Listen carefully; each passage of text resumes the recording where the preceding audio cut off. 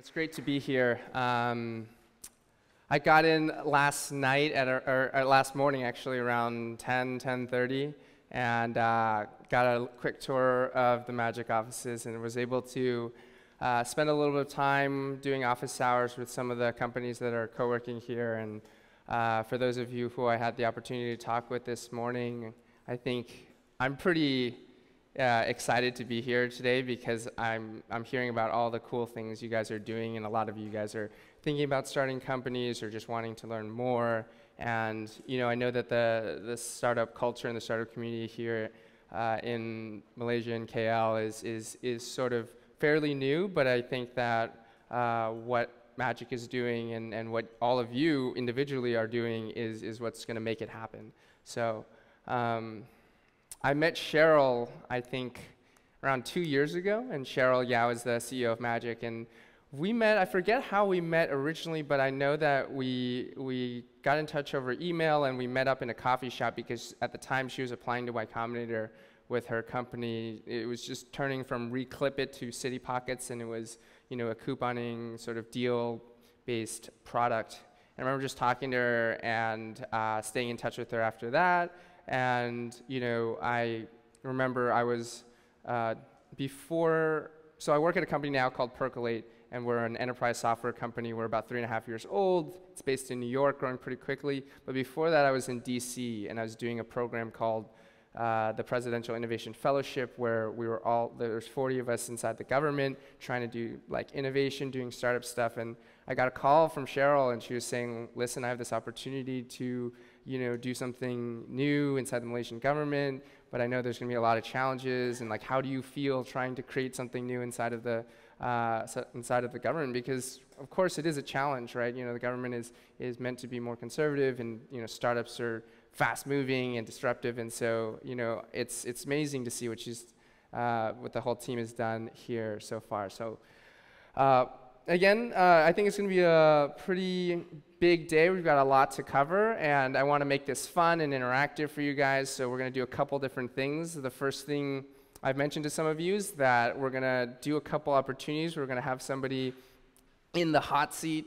I don't like the term hot seat because that means like you're burning up. It's scary. It shouldn't be scary, but I think even in quick 10-minute bursts, we can learn a lot about a business. It might be an opportunity for you to ask some questions about things that you're thinking about or you're worried about, and a chance for everybody else to hear about your story and how you're thinking about it and what you're doing and who you're serving, how you're making it happen. So I think it's a great opportunity to get some interaction. The first session here is going to be specifically about RideJoy, and well, first let me tell you a little bit about myself. I was born in Suzhou, China, so I was born there, and I moved to the United States when I was 3 years old. My father had studied at Boston University, and I think there's an opportunity for my mom and me to come to the United States, so I grew up in a suburb of Boston after that, and then I had the opportunity to go to school at Stanford, and I studied biology, which has nothing to do with technology. I don't do a biotech company, so, being at Stanford is obviously very exciting. There's a lot of things happening, and that's where I met one of my co-founders for the company that I started. And so I went through Y-Combinator. I did this company called RideJoy. We built out a team. We built out a whole company. Ultimately, we did not achieve what we wanted to achieve, which was sort of a nationwide program for allowing people to share rides to go anywhere they want. But I think we were able to make some big pushes in that direction, and also helped a lot of people get where they wanted to go. And so I think this is also a talk that's a little bit like, even if you don't fulfill all the dreams and have a multi-million-dollar exit, there's still a lot of great things that can come out of it. And so finally, that's a picture of me now at this company called Percolate in New York. We make software that we sell to marketing teams at companies like Visa or GE or Red Bull, and I work in marketing there. But I think once you do a company, you always start to think like an owner, And I think that that's really valuable for any company that you join in the future, because it's not just, it's not just about the specific thing that you're supposed to be doing, but also what's going to make the company successful, and good managers and good company founders recognize that. So that's a little bit about me. And so we'll start off with the story of RideJoy. I've given talks about RideJoy twice in the past. By the way, these slides don't have too much content in them. They're mainly opportunities for talking, but I will provide the decks for all of the presentations, and you guys can have access to that. So don't worry about that. And then I've given talks about this twice, and the first time we did, it was at Google, and it was with their transportation team, and so we talked a lot about like, how did we actually help people get rides, because that was what they cared about.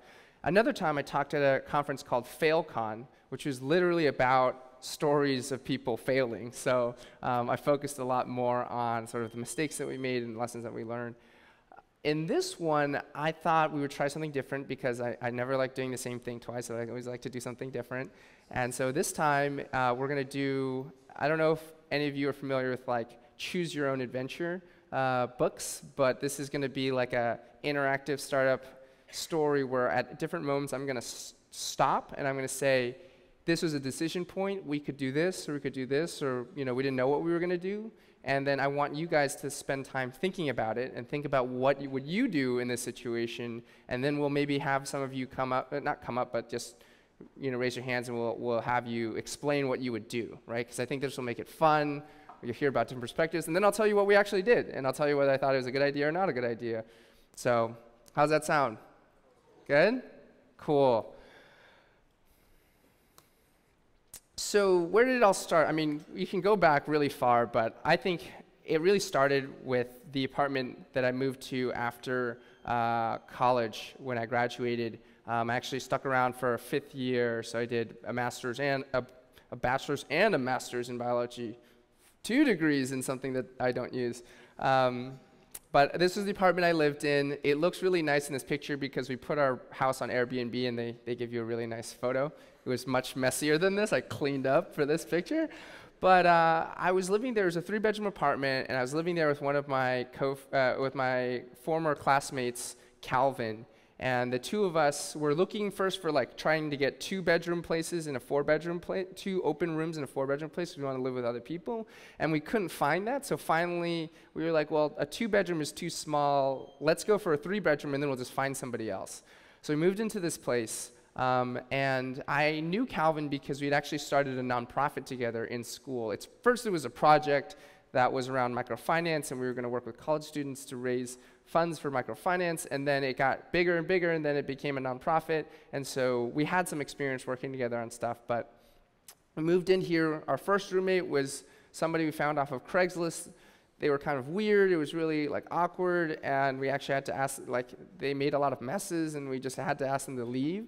And then so the second time we like made a website that was like, we're looking for a roommate, and here's who we are, and here's what it was like a job application, and we like talked to 30 different people.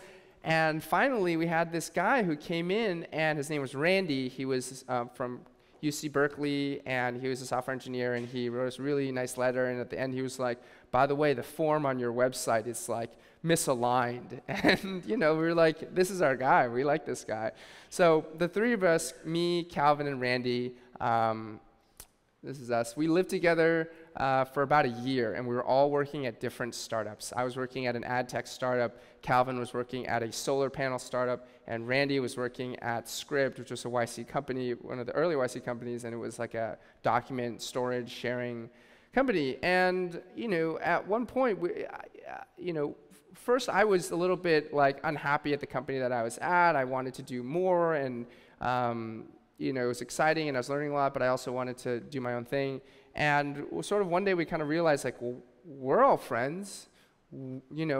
Calvin was a CS major at Stanford, and Randy was an engineer, and I was kind of like this outgoing, like, businessy marketing guy. What if we did something together? And so we started to think about ideas for startups that we could build, and we wanted to apply to Y-Combinator because we were very inspired by all the essays that Paul Graham has written. How many of you have read any of Paul Graham's essays? More of you should. If you've heard of Y-Combinator, how many of you have heard of Y-Combinator before this? So a fair amount of you. So I would highly encourage you to go to Paul Graham's website. I think it's just like paulgraham.com. And he's written a number of essays about doing startups, which I find, which are really, really good.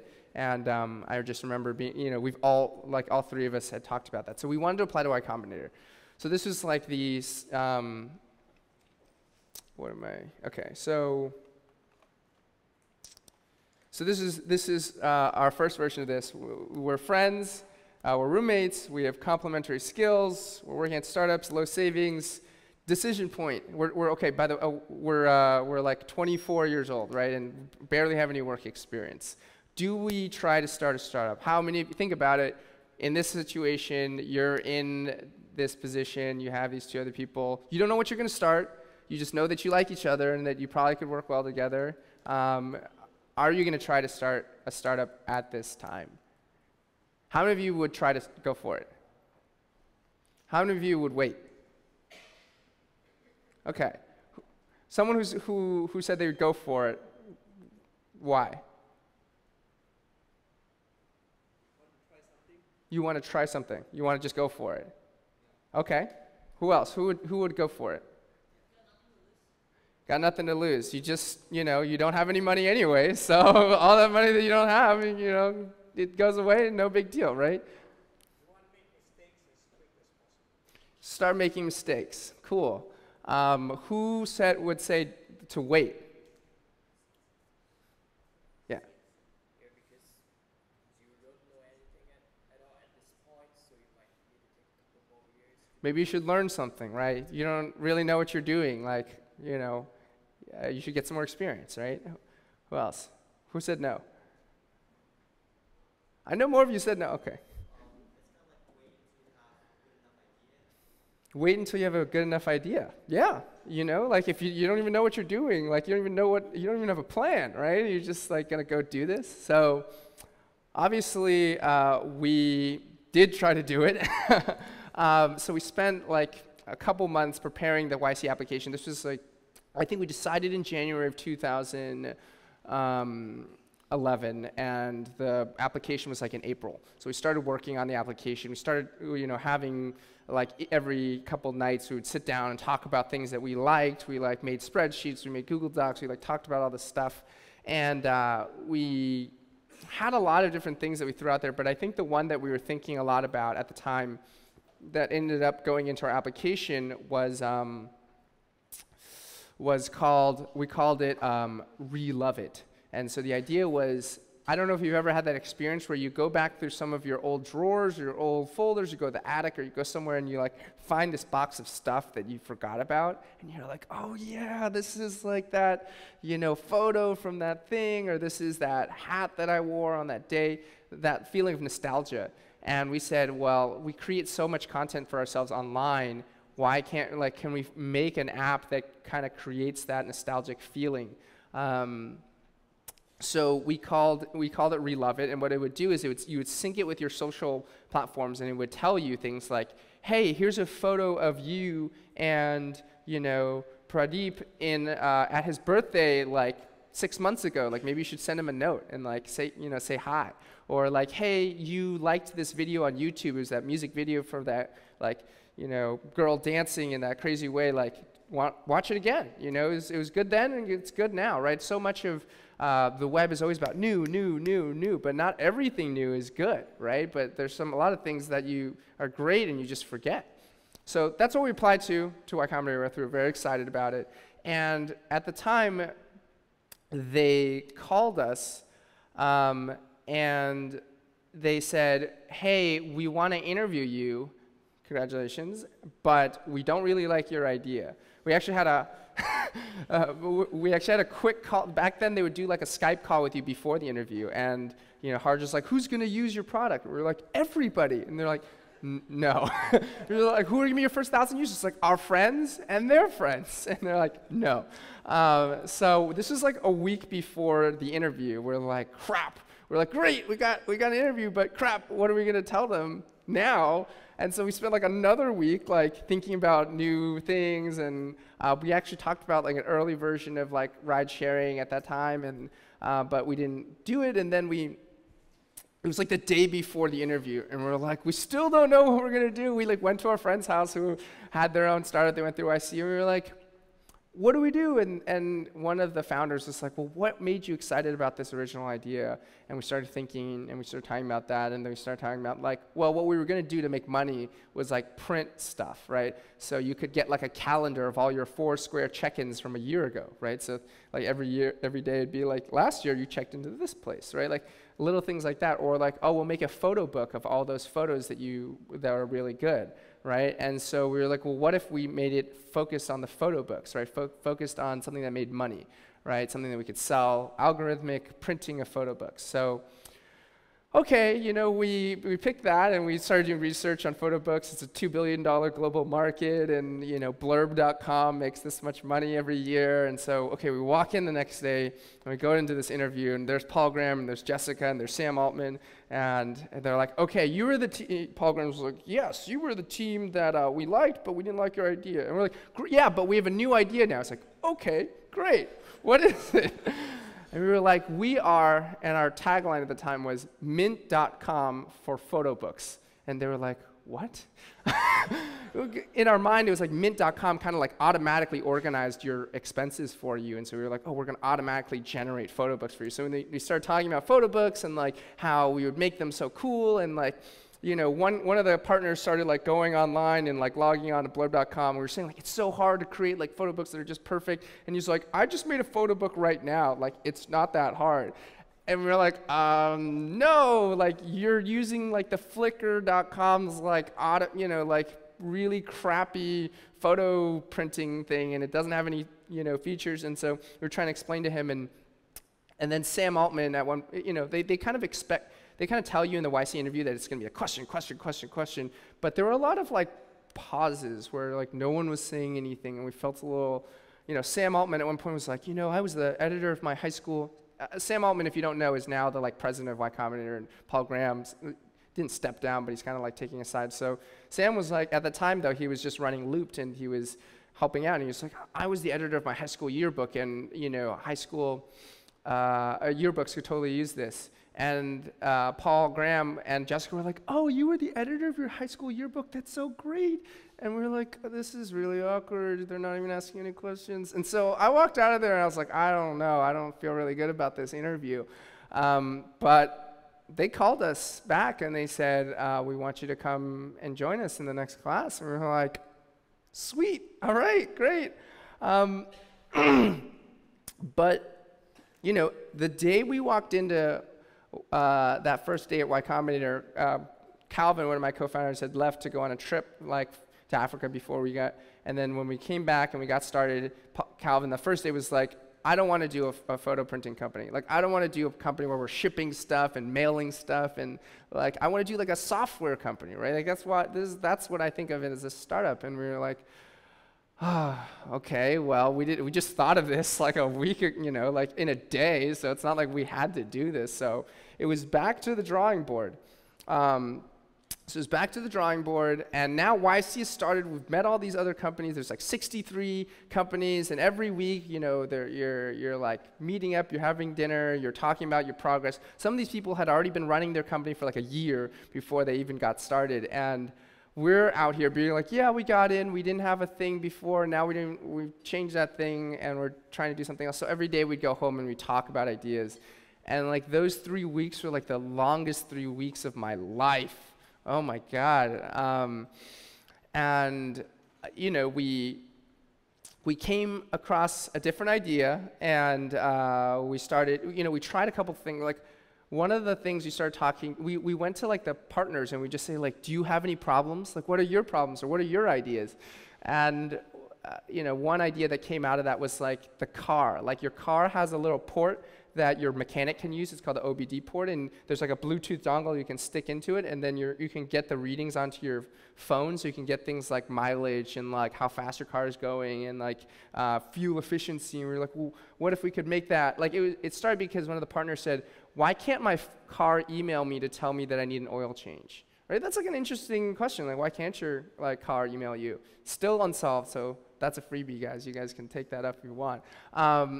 But we started, so we like played around. We like plugged in these OBD ports. We had these like crappy apps that people have made. We're like driving around trying to see. What else did we yeah, there were like we were talking about something around like votes. So we were trying like Kickstarter for politics. So like we get a lot of people to pledge money to say like, hey, Senator, if you vote on this bill in this way, we'll donate this much money, but only if you make the vote. So it's like sitting there waiting for you, and then it'll only come after you make the vote, which is possibly illegal. We weren't sure. And so finally we came across this one idea. We were pretty excited about it. We were thinking more about it. We thought we might want to do it. So this is the situation, right? We had the first idea that we all liked. We all liked it. YC didn't like it. Second idea got us in, but now we don't like it that much. The fact is, about 1/3 of YC companies changed their idea during their time in YC. I mean, maybe that number's changed, but at the time that was the case. And so it wasn't like crazy they were changing our idea. But YC is only 10 weeks long, right? We'd already been 3 weeks, 30% of the way there, and we don't have anything to show for ourselves. And we went and told Paul Graham, we were like, hey, we have this idea. We have this new idea. And he said, it's okay, but you should probably just keep thinking about more stuff. So that was the situation we were in. So, new decision. Do you go with this idea, this new idea? I'm not telling you what it is right now, but you know, this is the new idea. We all like it. We think it has a potential. And do you go with this now in this situation, or do you want to think some more, or do you want to like try some more stuff out? How many people would say like, you know what, it's been 3 weeks, it's too long, let's just go, let's pick this, let's go with this idea? How many of you would say, whoa, let's slow down, like let's keep thinking, we want to do something that we're like is really good, right? So a mix. A bunch of you not raising your hands, so I don't know what your plan is here. Those are the two options. I guess you could quit YC completely. Maybe that's the third option. So people who said yes, if you said let's go for it, why? Who raised their hand and said yes? I think you can just go with the idea along the way, we can improve the idea. Right. Start doing something. If you change it later, you can always change it later, but let's start doing something, right? Who said no?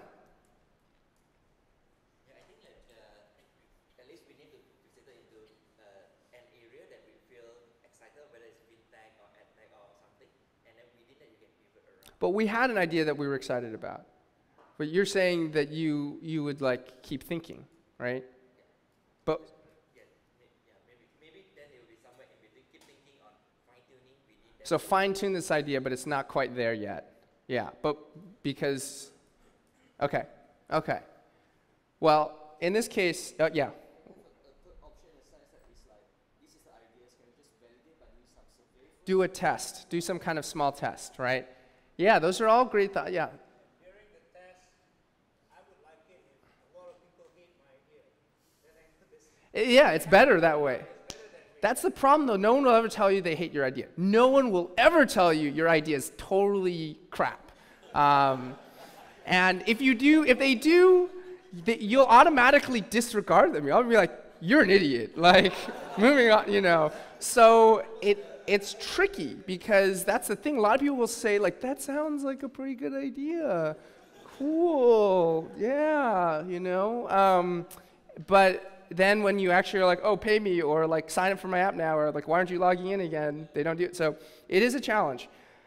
In this situation, we said, screw it, we're going to do it. And I'll tell you at the very end, or you can ask me again if I think that was the right move. But we started and we said, you know what?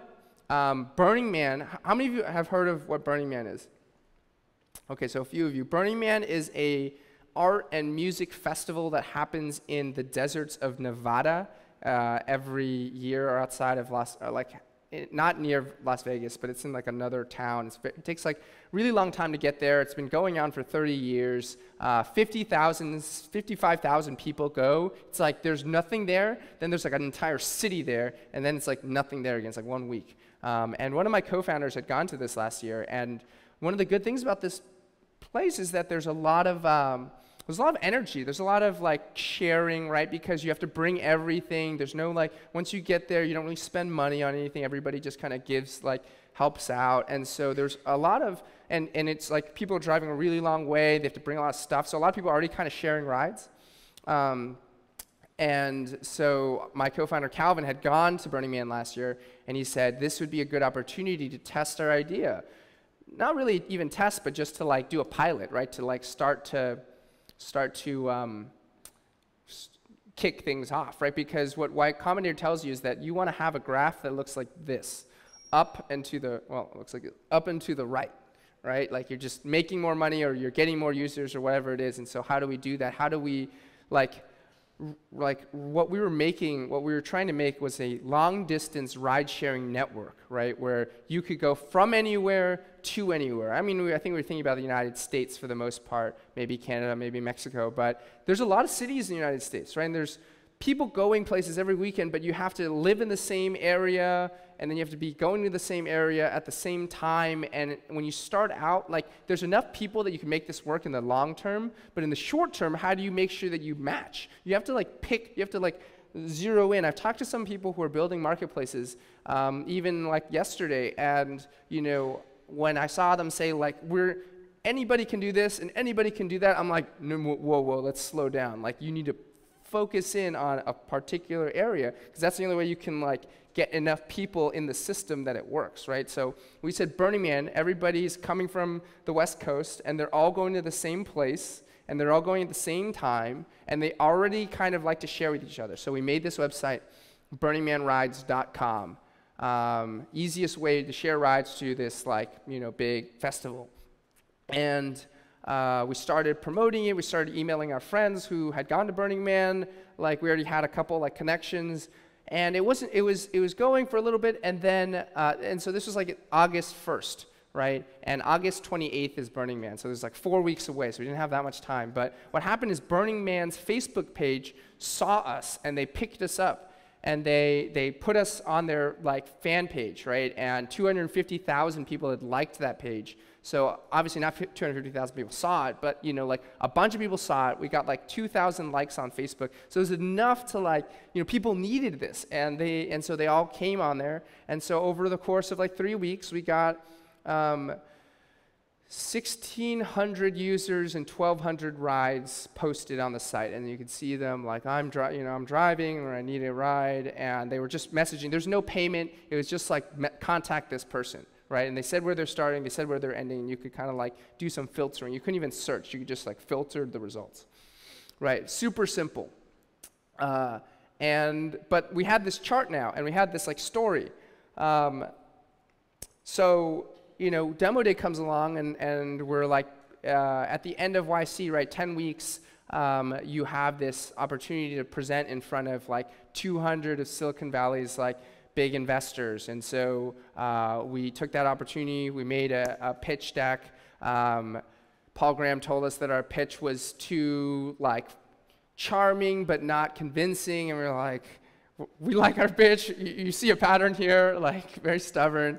But we pitched this product. But here's the situation now, right? So we got lucky. Like, we didn't make that. Like, the site did well, but it was kind of luck that made it happen, right? We couldn't guarantee that Burning Man was going to share us on their page.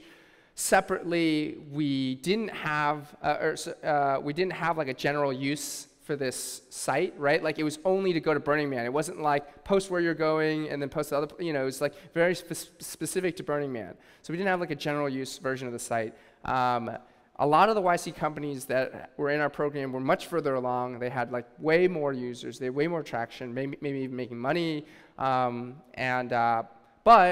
at demo day, you're kind of like all kind of on the same playing field, because you all go up one at a time and you say your thing. And so the investors are kind of treating you more the same.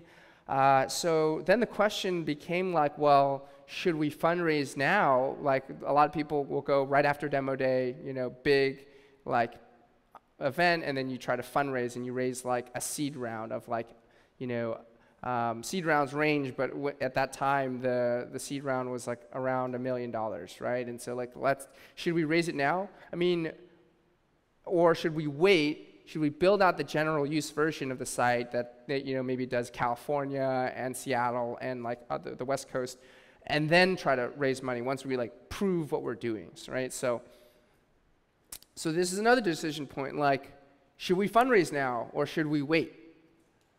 How many of you think about that for a second? Because fundraising would take a lot of time. You're talking to investors. You're not really working on the product. You're like just trying to get money. I mean, YC, remember at that time YC had given us $180,000. So it's not like we needed money right away, right? We could go for 2 years and not really need the money, right? I mean, if we hired somebody, then it would start to like expand. But we had enough money that we could keep going for a good amount of time. But we could also raise $1 million potentially, or not, right? We could try and then fail, right? So. How many of you would try to raise right away? Okay, why? Although the idea is not working really well, but at least if the investors see and they are convinced and get the money and build it up. Just get the money. Just get the money. If they're excited, just get the money. One of you over there said yes.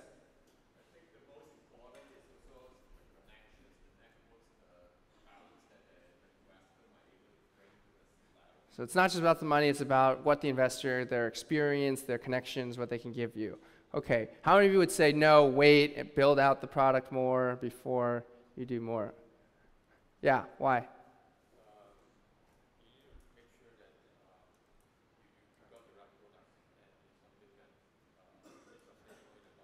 Yeah.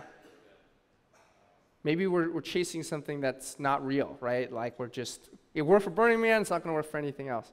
Did some of you over here say no? Yeah, you. Yeah.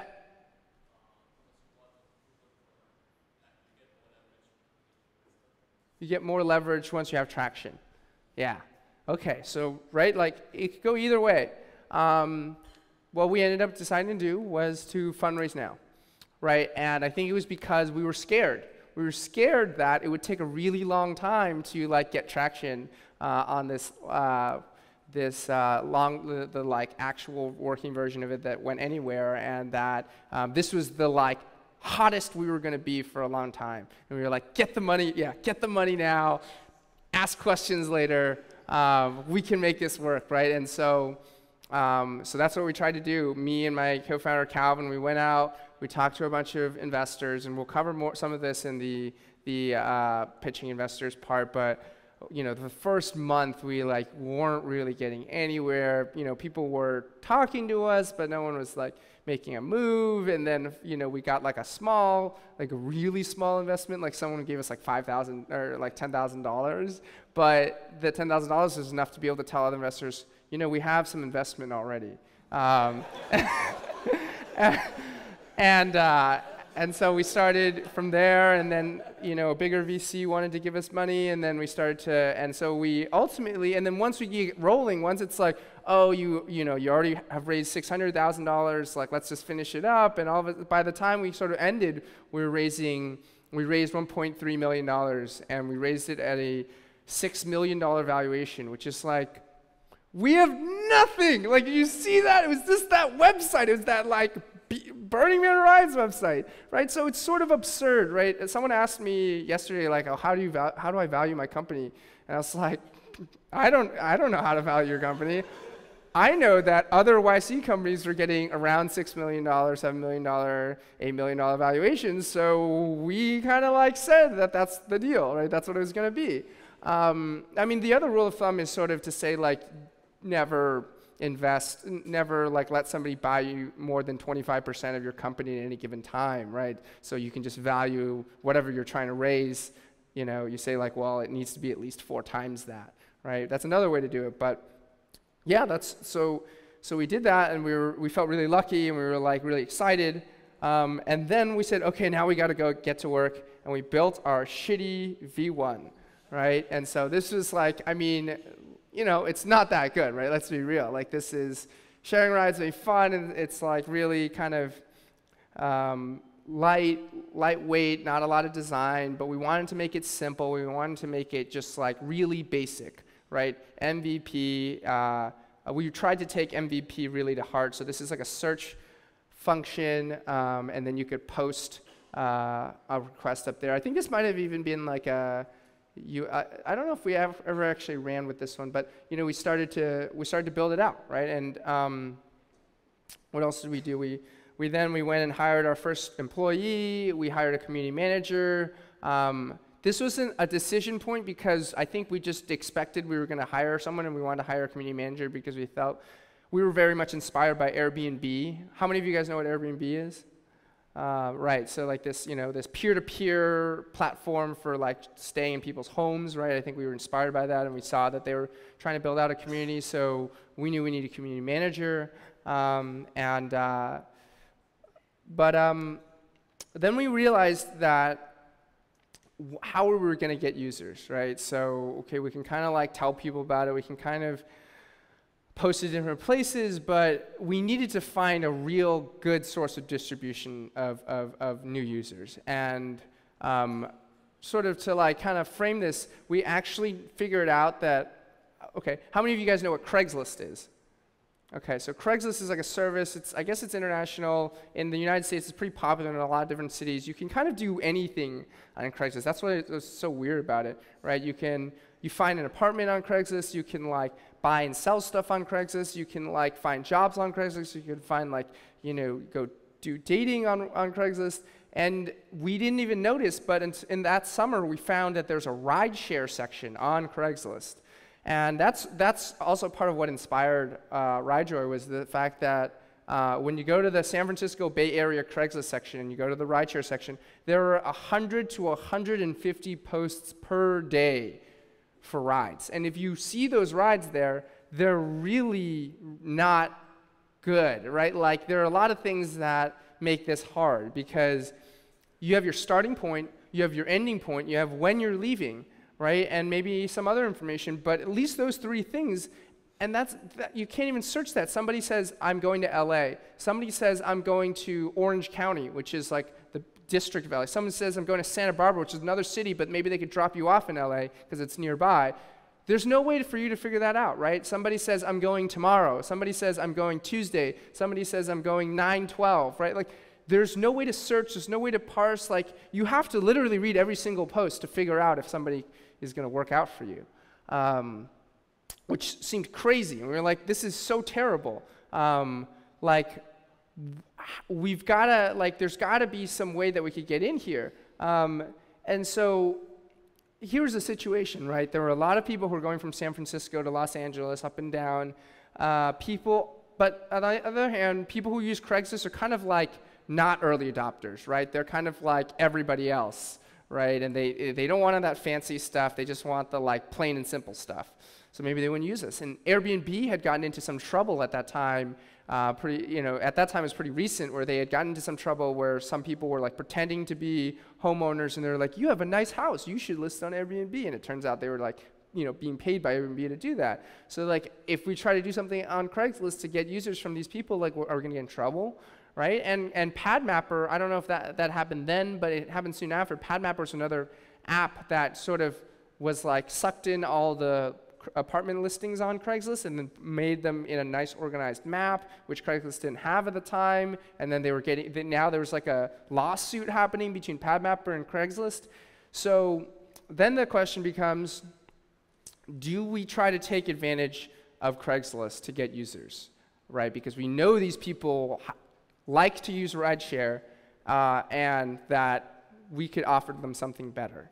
But if there were some risks to that, and then if we were able to say, yes, let's take advantage of it, how do we even do that? Right? Because it's one thing to say, like, well, the Craigslist people need it. Like, what would you actually do to get them? So how many people would say that they would take advantage of Craigslist?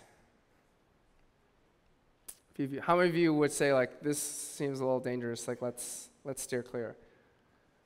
You guys aren't raising your hands. You gotta think about this, right? Like, what would you do, right? Like, you're in this situation now. I mean, every day is passing. You're spending money. Things are happening. You're getting users. You're not getting users, and you're sitting there going, like, what are we doing? But like, so in this case, then, if you would try to, someone who raised their hand and said that they would take advantage of Craigslist, you haven't talked. Why would you do it?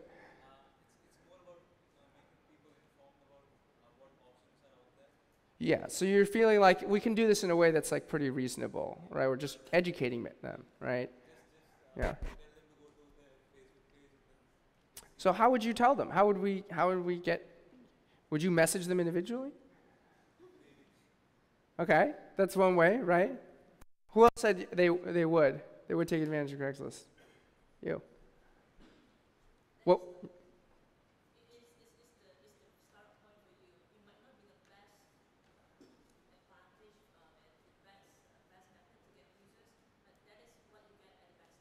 Take what you can get. Oh, thank you. Right? Yeah, but how would you get Craigslist users? Try to approach them in different ways, emails, Facebook. So you run like ads, Facebook ads for Craigslist. Like, do you use Craigslist rideshare? Like, if so, no, not like that. So how would you do it?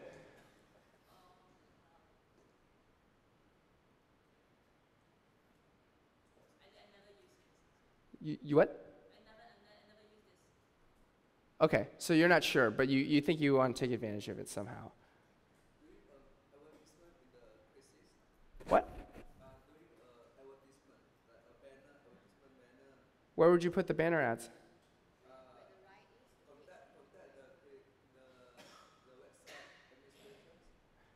On the highway? Craigslist. But you can't run ads on Craigslist site. You know, like that's their site. You know, they don't run ads.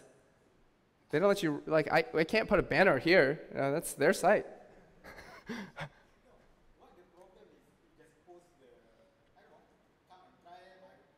So just posted in there. You can post links. What I can do, I can place a few ads there. Like, I'm going from here to here, and if you want to join me, click this link. And then you. You can come to my website. So the way it would be like the result of a search criteria. Yeah. People will exactly land from LA to San Francisco, maybe. So you would pay people to drive there to kind of start it? What do you mean pay people? Well, I'll just put an ad here. but it's a fake ad, right? Because you're not actually going to LA, right? You're not. No, I'll get a search results where people are going from LA to San Francisco, and I put the ad on the Craigslist with the real people that are going to LA. So you'd find people who are going to LA, then you would post. We have 100 users. Yeah. They are actually going somewhere. So I'll put those 100. So you put the ads in there, right? So you take whatever you had and start to insert it in there and start to like slice it up. Yeah. So, you know, at that time we did decide to take advantage of Craigslist, and we did a couple different things that I think were all fairly like non like sketchy or like not weird, like pretty fair. And one of them was kind of like what you were talking about. So the first thing though, what we did, because at the time we didn't have that many users, we didn't really have anybody. So we were like, well, what are we going to do? We started by trying to provide value for Craigslist. So one of the things you're thinking about is like, well, actually, so one of the things we did was I called like 50 people who did Craigslist rideshare, because they'd often post like, hey, I'm going from here to here, this is my phone number, text me to tell me if you want to get a ride. So I just started calling these people, right? And I'd be like, hi, I'm calling about your ride. And they're like, yeah, I left 2 days ago. what do you want? I was like, oh, no, well, actually, I'm working on this project, and we're trying to make rideshare better, and I'd love to like hear about that ride. Did you get the ride? And they're like, oh, no one no one, like I drove by myself, or like, oh yeah, I rode with someone, and then I'd be like, well, tell me about that ride, and like, what did you, like, how did you find it? Who did you go with? Like, how often do you do this? Like, what are the biggest problems about rideshare? And I think it's important to start to like talk to people and get that like those experiences and to hear them say it for themselves. And you know, one of the things that people said was like, it's hard to find the ride that I'm looking for, right? It's like, yeah, I have to read every single one of these. And so what we decided to do is make this calendar. So we posted this into Craigslist, but instead of it being like, hey, I'm going somewhere, it was like, here is a list of all the rides that are going out south of San Francisco, right? And so we started out by like pulling in every ride ourselves and then entering like whether it was like going south, going north, like, you know, what day it was, and we like organized it in a list. And I did that myself. It took like 2 hours to do that first one myself. But what happened is that we had this like little letters like, my name's Jason and I like rideshare and I'm just helping it out.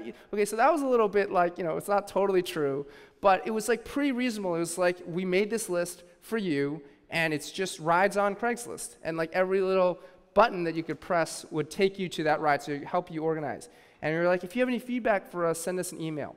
And a lot of people sent us email, and they were like, this is so great, thank you for making this. I like try to look for rides all the time, and it's so hard, and now you've made it so much easier, right? So we knew we were onto something. Now, one of the, like this, so like once you had that, and you knew that it works, it was like, well, we can't spend 2 hours every single day doing this, and every other city, like how are we gonna do this? So we made a system, right? So we actually worked with a series of virtual assistants, or like a business automation team that was based in Vietnam, and we made these like charts. We were like, here's what you do, okay? Like you grab the title and you put it in the spreadsheet, and then you like you look for whether it's a ride offer or a ride request, right? You know, offer is like, I'm driving, you can get in my car. Request is like, I need a ride, I need somebody to like take me, right? And then we put it into a spreadsheet, and then we built like a small tool that they could input all this information into, and then we like import it into the database, right? So what we were building essentially was like a search engine for Craigslist, right? Because you could see all these rides, and then we would generate the HTML for the calendar every single day and post it in.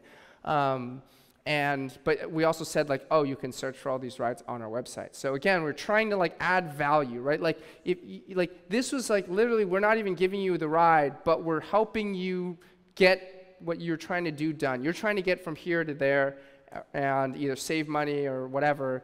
We're gonna help you do that. And the first thing we did was not necessarily like, oh, here's another, you know, here's the platform that allows you to do that. It was literally just like, here's an organized list of the information you're gonna look at anyway. Right now we've organized it for you. Like now we're in your brain, and you're like, oh yeah, that list was really helpful, right? So we built out like a really extensive Craigslist system. And then and if you go back here and you look here, this one, it says R, right? So that one, those ones started to be our rides, right? So so now these calendars aren't just like rides that we have, that are on Craigslist, but it started to be like rides that are on Craigslist, plus the rides that we have, the RideJoy rides, right? And the RideJoy ride links would click over to our website. Does all of that make sense to people? Yeah? So then the second thing we did was that after people started posting rides on our site, like so some people started finding us, some people started posting rides on our site, and we built out a system where after they posted the ride on our site, we said, hey, do you want to make sure that more people can see your rides? We didn't tell them like, basically nobody uses this site right now, and the only way you're going to get any rides is if you put it on Craigslist too. But we said like, if you want to put more people to like look at your post, like click here to like post it to Craigslist. And so what we did was we built a little system that like, you know, opened the rideshare section, like clicked on the right, like, you know, like it asked you all these questions like, where are you, like what is it, you know, and then we got it into the box that was like post your ride post, and then we pre-filled it in with information that was like, we knew because you connected with Facebook, like, oh, we put it like mid and your decade. So you're like, I'm in my mid-20s, so we don't like tell people your whole age, but often people want to know, like, I don't want to ride with somebody who's like 65 years old, you know, so it'd be like, I'm in my mid-20s, I'm in my mid-30s, from wherever, and I'm going from here to here, I'd love like a passenger level driver, and then you could add in some information. But we basically did all the work, right? You press this button, like all these things happen, and you've got a little box that's like pre-written with all the information, and all you had to do is press like post on Craigslist, right? So a lot of people did that, and then so now our rides are in the system, and then when you're like, if you want to message me, click here, and then the click goes back to our site, right? So through all these, so this worked out pretty well, but it was pretty challenging, right? Because posting to Craigslist got harder and harder. So there were people who appreciated what we were doing, but then there were also people who were like, Craigslist is supposed to be about free stuff, it's supposed to be just about sharing, it's not supposed to be about businesses and companies and all this stuff, because at some point people started to realize, oh, this is like another site, right? And so people could flag your post, and so it'd be like, flag your post, and if enough flags happen on your post, then your whole calendar would go away, right? And not only would your calendar go away, but your IP address, like your email address that you used to like post to Craigslist, started getting like damaged. Like you wouldn't be able to post, like if you got too many of your posts got flagged, then your like whole account would be like messed up, right? And there was like a text message verification. You had to like, it would like, before you could post this post, you have to like verify over a cell phone. And so what we ended up building was like this very extensive system where we had like 10 email addresses. Each one of them had its own cell phone linked to the email, and then we would rotate. So we'd be like, okay, one day you'd post in San Francisco, the next day you'd post in Seattle, the next day you'd post in Los Angeles, and then one day you'd be like, take a break, and then like let it do its thing, and then we like got a little system, and like we would use the cell phone like IP address, because if you use your cell phone, then it doesn't, it gives you a new IP address every single time instead of like your Wi-Fi IP address, right? So we had to like build out this whole system for making it work, but eventually we got this like whole system going. We had the reposts, and this was about like 50% of our new user growth. And we grew at like one point for 9 months at like 30% new users, total users, like 30% new users, or 25 to 30% every month for like 9 months straight, right? And that half of that was like Craigslist. So that worked out well for us. It took us a lot of time, but it was the most effective thing. It was like we calculated it was about $1 per new user, which is pretty cheap when you think about it, because these are like really good people who clearly use rideshare. Not like maybe they signed up, but who knows if they'll ever use it, right? But it was a lot of work. So that's sort of what got us started.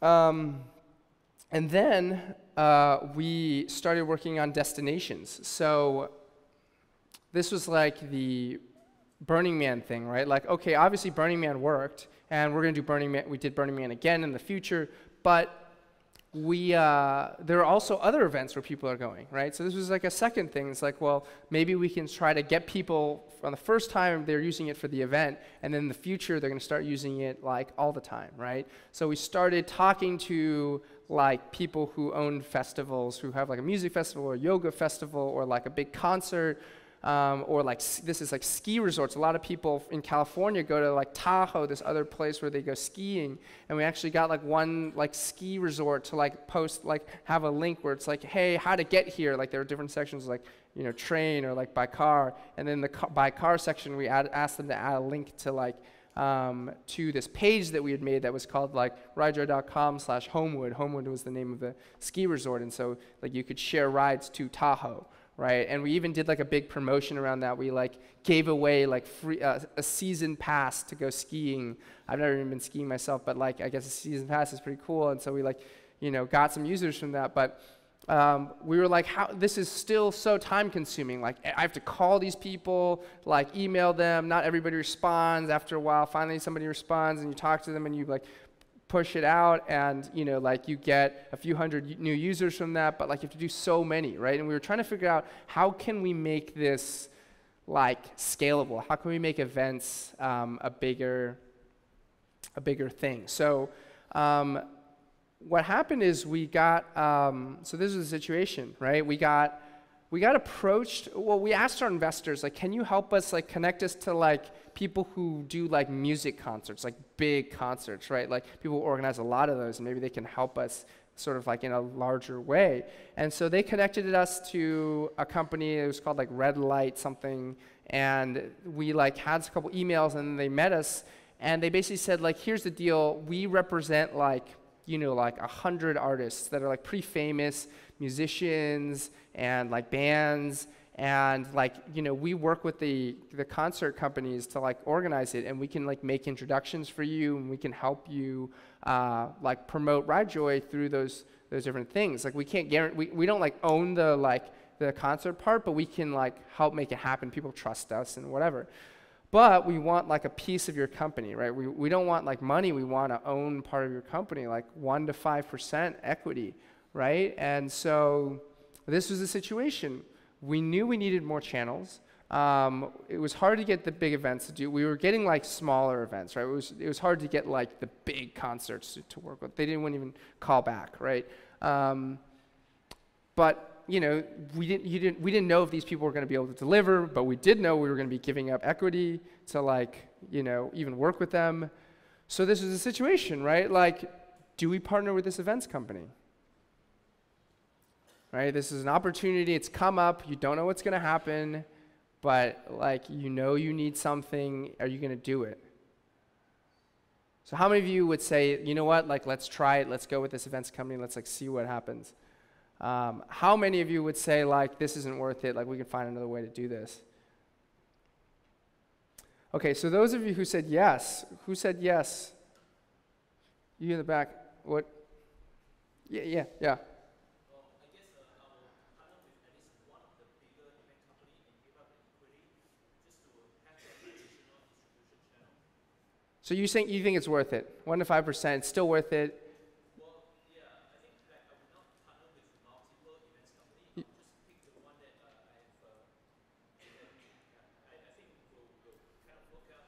Yeah. You would go for it. Okay. You in the back.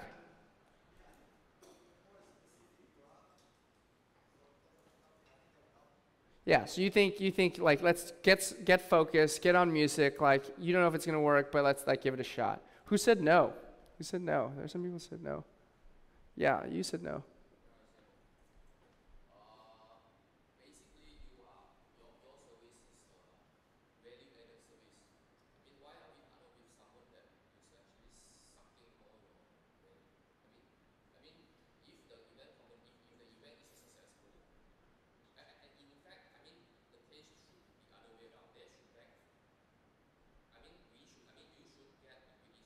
Yeah, you should be selling to them, right? You're helping them. Like, this is the wrong direction, right? Like, we're adding a value to your event. Why are we giving up something to you, right? It's so interesting how these things work, right? And so that's definitely a thing. And like, right, equity, like 5% of $6 million, that's a lot of money. Like, would you give them that much money? It's like, are they giving you hundreds of thousands of dollars worth of value? Right? So we actually said no. Now, I know we've been doing a lot of yeses, so we got to switch it up, right? Like we thought about it and we said, you know what? I don't know if this is worth it. I don't know if we're going to get, and it's hard to know if that, like, we'll never know what would have happened if we did that, right? But like every startup, everything you do, you're going to have to make choices, and you're going to have to be like, well, I just don't know. Like sometimes, I mean, we obviously at the time thought it probably wasn't going to be helpful, and like we did one little trial, and it wasn't that successful, so that makes us feel like it probably wouldn't have worked. But you don't know, right? So we decided not to do that. We started to build out more of the product, and we realized that one of the things that's always a challenge is, like, originally it was like contact driver. Like, you have, like, this is the ride, this is where it's going, this is the guy. This is just like, that's like a fake. That was my co-founder's name, but we just made up some stuff for them. And you could contact the driver, and you could, like, send messages to each other. But at the end of the day, you had to kind of like count on them to be there, right? There was no like guarantee. There was no like system. It wasn't like a reservation, right? It was just like message. And so we wanted to do more. And so we built out a thing where it was like a whole system, right? Where you could send messages, but at the end of the day, you had to like book a ride. And so the challenge was that we wanted to make this feel like a community. And how do you make it feel like a community?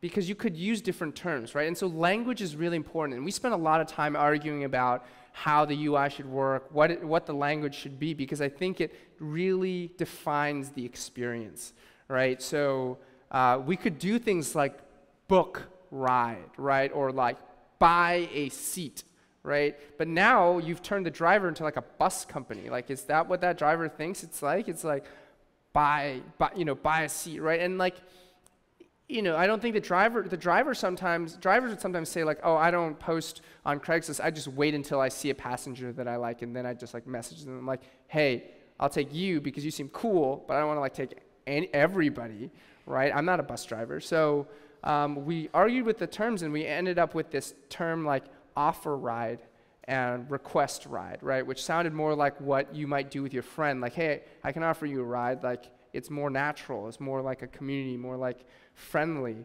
But then it was complicated because you had like both sides, right? Normally it's a one-way transaction. It's like, I'm going to buy from you, and then and that's it. And then like once they pay, then it's confirmed. But like we had this like two-way thing where like somebody could offer you a ride, and then if you accepted, then you would have to pay, right? Or you could request a ride, and like, so it's a little bit, it was tricky to like build out. And then we had this whole like, okay, so-and-so requested a ride from you if you're okay, decline if you're not interested.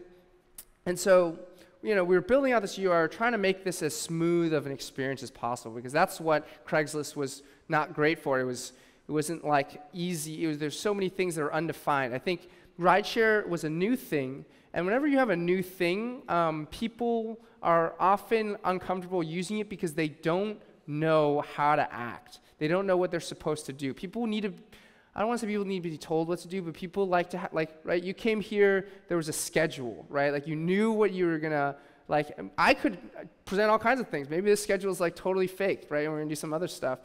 But it still feels good to know that, like, there's, like, a plan, and here's what's going to happen, and I'm going to tell you these things, and then you're going to have a chance to ask questions and whatever, right? And before we started this, I gave you some expectations for how this is going to work. Like, people need that, right? And so rideshare is hard because it's just like, there's these like posts, and what were you supposed to send back, right? Like, we were trying to put structure around this kind of nebulous concept.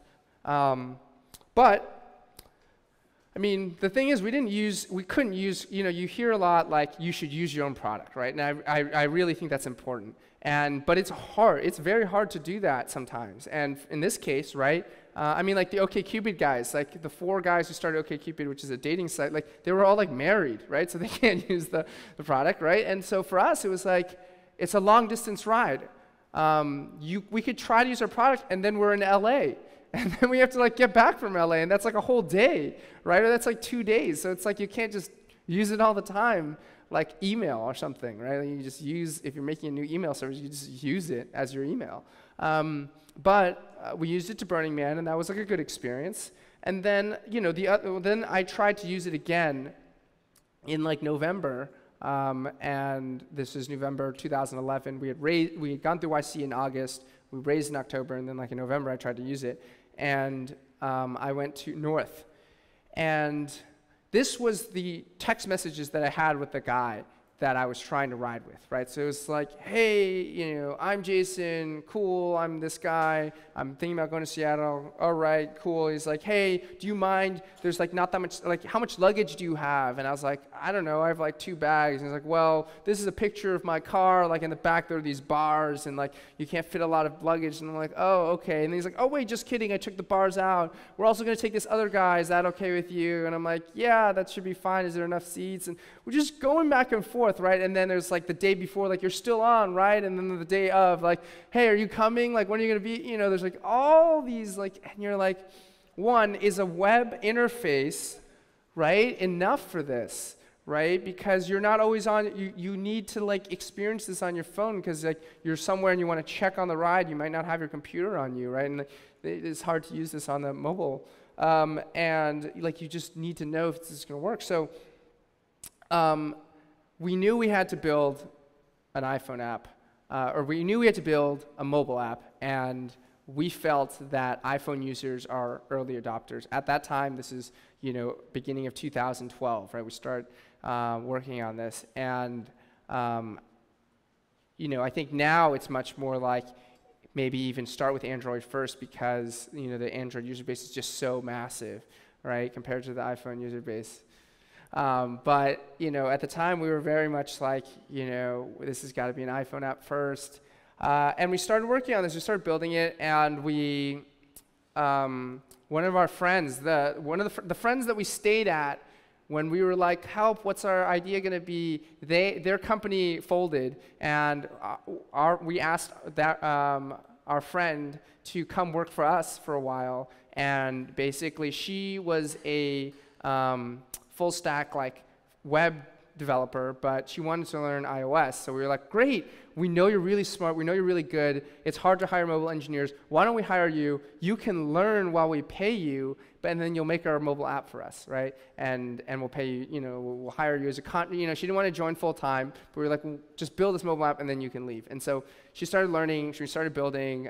We had one of our other friends who's like a designer. As you see here, a lot of this is around getting to know people who you feel are talented, right, in different skills. And that's why it's good to be at events like this and start to build up a network of people, because you start to realize you need a lot of different things. Maybe it's you at the beginning, but at the end of the day, you're going to need a lot more people to do all the things you need to do.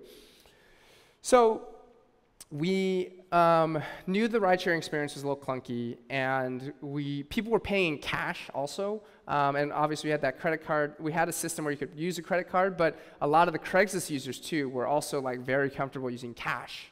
And they trusted it, whereas now it's what? You're going to why wouldn't you want to know ahead of time? You can get paid now. You can know that person is on the hook for the ride, right? And we hired a friend to learn iOS and to build this app. And so then the question becomes do you build a bare bones app, or do you build an app that's really shiny, right? Really nice and smooth, and take all the things that we had learned from building it on mobile, all that stuff. We wanted to make it better, but we were do we work on the web version? Do we work on the iOS version? How do we do this? Do we just rough and then try to improve from there? But apps are different from websites, right? Because apps don't automatically update, or I think now maybe they automatically update, but at the time they didn't, right? So many things change, right? So at the time they didn't automatically update. So you download a version, it wasn't that good. They might not use it again, and then they might not know when we update the next version and it's better. So what do you do, right? So this was the question. I think we were it was in March, and we were kind of thinking about whether we could, try to push for a launch in a month, or, we had this kind of cool idea that we wanted to see maybe we could build that out, but that would definitely take longer, right? So, new decision point. Who would launch the app bare bones? Raise your hand. All right, a lot of you. Who would try to put more polish into it and make it nice? I like it. You guys are getting more engaged. Okay, you said you would launch it bare bones. Why?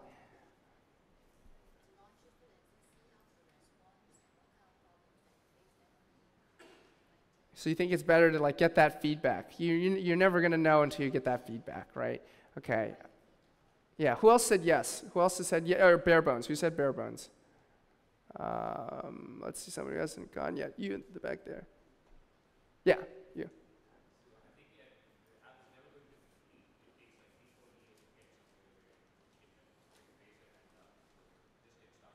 Yeah, it's you're fooling yourself if you think, yeah, in another couple months it's going to be done, right? It's never done. It's never done. Who said, let's make it nice? You? Yeah.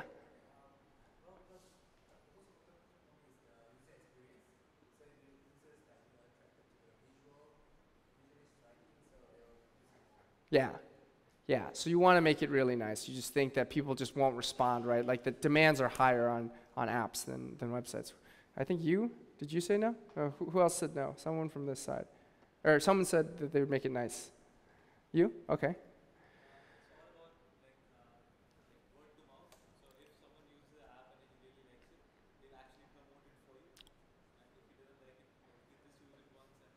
Right, it's not like a web thing, easy to share. Mobile apps harder to get people to share, so you got to wow them on the first try, right?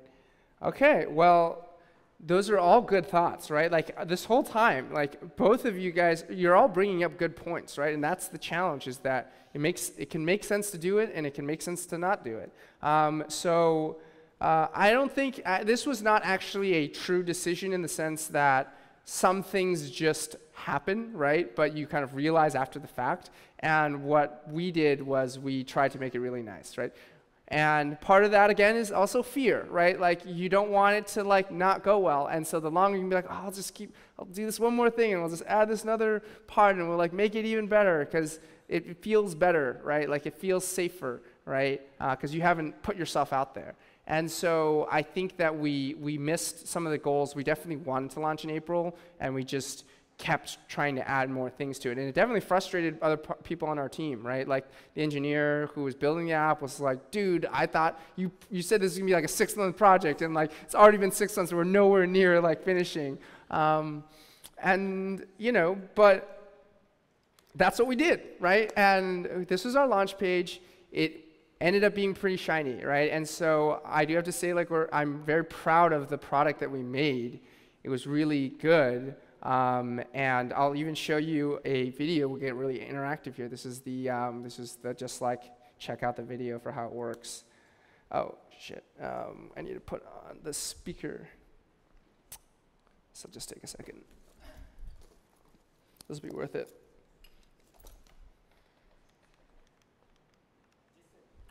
Yeah. What? Did anybody get kidnapped? Oh, okay. Yeah, that's a great question. A lot of people had that. Oh, cool. A lot of people had that question, like, oh, is this dangerous, right? And I think law of large numbers says that anything, like if you have enough people do anything, people like 10,000 people die from slipping in their bathtub, right? But no one ever asks, like, how many people have died like using this bathtub, right? But in our entire period, we had a few people who said like people didn't come, or like someone was really awkward or really weird or smelled bad, but we never had anyone tell us that something really bad happened. And that doesn't mean that maybe something did happen and we just don't know about it. But as far as we can tell, 30,000 people who've at least logged on the site and attempted to get a ride or share a ride, like no one's ever told us that something like that has happened. There was a number of things that we did to try to make people feel more comfortable, because at the end of the day, it's not about safety, it's about the feeling of safety, right? You came to this event, right? If someone tries to do something to you, like it'll be so fast, like there'll be no chance, even if there's like security guards everywhere, you know what I mean? Like there's always this, like you get in a cab, how do you know that person's not gonna do something? You get on a bus, how do you know someone's not gonna do something to you, right?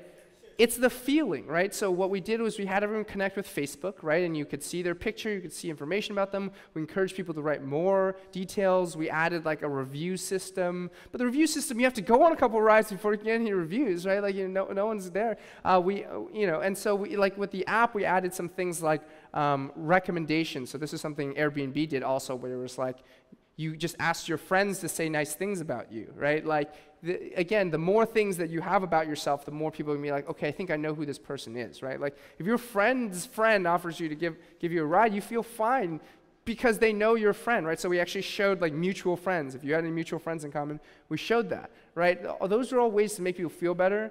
And like ultimately, like there would be times where I get a phone call like about the ride, and we said, you can reach us, but like at the end of the day, we're not going to be able to like put a shield between you and anybody else, right? Like there's no like special phone number to call, right? Like they're not going to come any faster than like the police, right? Like, so I think that was how we address that, is to say like it's really about comfort, and people, once they feel comfortable, they can assess the risk. Like we're not here to provide, we're not going to be an insurance provider, right? Like, but we're going to try to make it comfortable for people who are ready to do this. So we're ready to do this. Woo.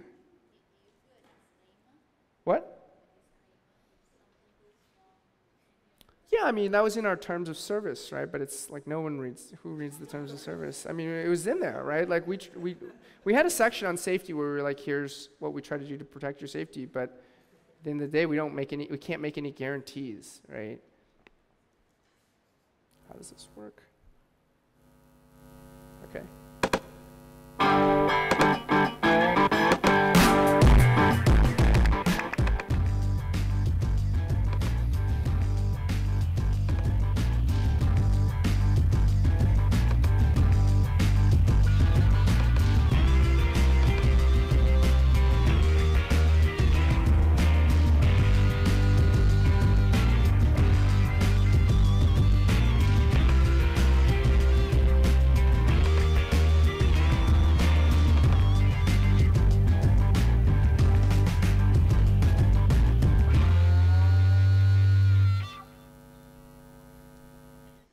So you saw a bunch of different things in there. We tried to make it polished, and so the result was, right, like, so we had this section where instead of searching, right, instead of people always want to search for rides, we said the only way you can get a ride is if you post something, right? We wanted to get all the activity, all the information on the site. So like to say find or offer a ride, that was the only button. Right? And then you pressed it, and then you said what you were trying to do, and then we would show you results based on it. But you had to post some information, right? The other way we tried to satisfy that feeling was to allow people to browse locations. So you could see at the bottom there it says like browse popular destinations. You could go in and be like, who's going out of San Francisco? And you could see people who are need rides, people who are giving rides. So that gave you the feeling that something was happening, right? Because if you want to search because you want to know that there's anything going on. But if we don't let you search, the way we kind of address that customer need was to show you pictures of people, and you could actually click in and you could see their profile. But you once it said oh, their ride, once you press that, then you were forced to make your own ride again, right? To in order to message them, you have to make a thing. And then we created this whole system, right? This looks more official, right? Okay, there's this ride, here's how much it costs. There's a service fee that we take, so we took a 15% service fee on top that we charged the passenger. We had a credit card on file. We integrated with some other company where you could take a picture of your credit card and it just sucked in the information, which at the time was cool. And related to that safety question, we worked with some other application where you could confirm your driver's license, right? It would take a picture of your driver's license and it would confirm that they were who they really were, but nobody used that service, right? And no one said hey, I'm not riding with you until you verify your driver's. Do you ever ask your friends for their driver's license when they in the car? So anyway, so that was our app, and it did pretty well, right? We put some paid spend behind it. It launched in August, right around the time that was our big peak, right? This period where we had Burning Man rides, so those rides were all in our system, so we're getting a lot of activity. We just launched the iPhone app. We got a lot of press around it. We spent some money to get paid downloads, and it was in the top 25%, top 25 travel apps on the App Store, mainly because we boosted it, right? But people who used the app were twice as likely to send a message and 4 times as likely to pay through the service. So we were those are promising results. So it started off pretty good. So now I'm going to kind of switch gears and talk about this. We were building out our team. So we started with that Margot, the community manager, and then we hired Seth, who was a designer, and so he did a lot of the UI and the UX for the website and a lot on the mobile app. We hired our friend Christine, who did the iOS backend. We hired a person named Rebecca, who did a lot of the work around PR and more marketing stuff. But this whole time we've been trying to hire an engineer, a web engineer, right? And we were trying and we were interviewing, and we just weren't seeing people we were really excited about. And we finally, made a hire. This guy named Zachary Vance, and he was really interested in what we were doing, and he was pretty smart guy. But like a couple weeks in, as we got started, like we realized that he was like not the best fit. Like first of all, he was a little bit less experienced than we thought when we like first hired him. And then he was just like, communication was a bit of a challenge. Like he was working with Christine, who was our iOS engineer, who was our friend and who we thought was like totally killer, right? And she was like, dude, it's not like that awesome to work with this guy. And he's like a little awkward and weird. And so we were in this situation where we were like, we've been trying so hard to hire engineers. Like this is finally we made a hire, and then now it's like not great. And like, what do we do, right? So what do we do? So this is even more open-ended, right? Because there's like so many things you could do. What would, you know, like, who would just like talk to them and try to like make it work? Oh, nobody. Okay, one person. What would you do? Try to visualize, share the same value, same goal, same vision. So try to get them on the same page, and that might address some of the like communication and some of the like different challenges. Okay, who would let this guy go and try to find somebody else? All right, why? Because he can be a cancer. Okay. Some team morale.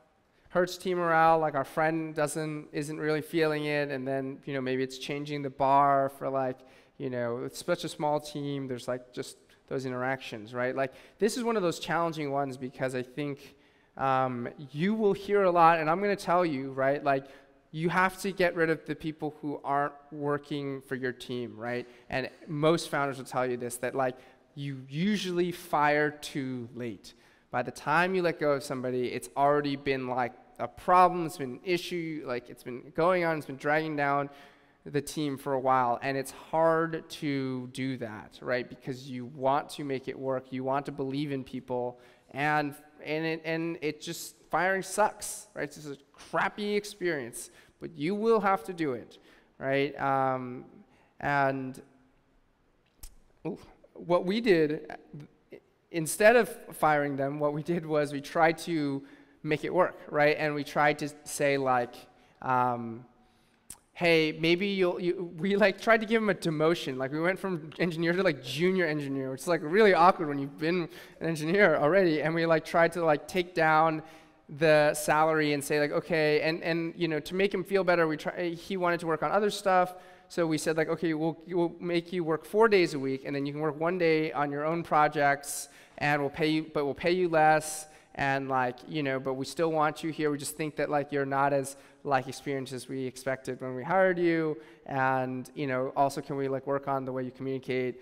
I don't think that was like in retrospect the right move, but it was the move that we took at the time. I mean, even explaining to you now is like makes me feel really uncomfortable because it's so awkward and such a weird thing. But that's what we did, right? So, you know, you don't get it right every time, and sometimes there are times where you're like, okay, I know what to do next time, or like I know what I should be doing. So that's what we did. So switching gears, let's see here. This is still August, we're flying high, and like there was this thing where someone was writing a book about Y-Combinator, and like there's a journalist who worked for the New York Times, and he like spent a lot of time that summer in our batch, the summer of 2011 batch, and then he wrote this book called Launchpad, like how like Silicon Valley's like most powerful accelerator, like blah blah blah. And we were in the book, right? We were in like the first chapter. It was like the story of like Calvin, Jason, and Randy, and like doing like our startup. And so Vanity Fair was going to publish the first chapter of this book. So we actually had this like fancy photo shoot. It's like crazy. Like they brought in that's a Tesla S, and we're like sitting in the car, and oh my God, Dropbox, Drew Houston and Arash, who are the co-founders of Dropbox, a way more successous Y-Combinator company, and then Paul Graham and Jessica, and I forget the other guy's name. But so this is like the dream, like, man, like we're in like this magazine, like this is the first time my parents really were like, okay, like you're doing something cool, like thanks. Like, none of the other stuff mattered, but now you see me in a magazine. Like, now it's cool. But so, like, all of this stuff happened, right? And so August was like this really exciting month. And then in September, like, everything changed, right? So September rolls around, and Craigslist, which had been a sleeping giant, if you will, finally woke up, realized there were all these companies, all these apps that were using our service. And I think it timed around when the iPhone app launch happened, because we got all this press, and some of the articles may have mentioned Craigslist. But we got a cease and desist letter from the legal team at Craigslist that said, you're abusing Craigslist's platform. You're not allowed to post links to commercial services.